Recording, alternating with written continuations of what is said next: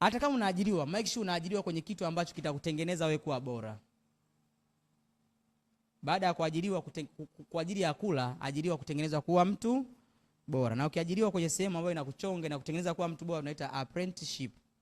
Maana yake inakuandaa kwenye maono yako makubwa. Ukiona maono umeajiriwa na unakasirika siku zote, ni hatari sana. Siku moja tukawa tumeenda pale, kuna hoteli sihitaji jina, tukafika pale, mhudumu wa hoteli ana hasira. Kanuna. Rafiki yangu, nataka chakula. Kwanza sisi ndo tunamshtua. Ameona wateja, hataki kushtuka. Bwana, nataka chakula. Chakula gani?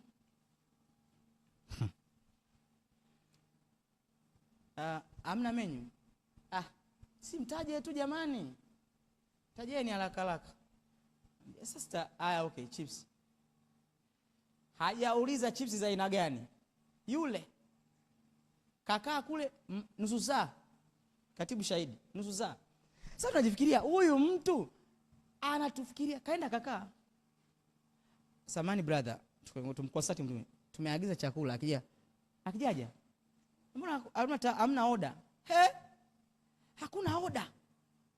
Afu kakaa pale kanuna zake. Sasa tumekuagiza ufanye hizo biashara. Unatununia sisi. Fanya unachokipenda. Sawa? Fanya unacho muda hata kama unaenda kwenye kitu unachokipenda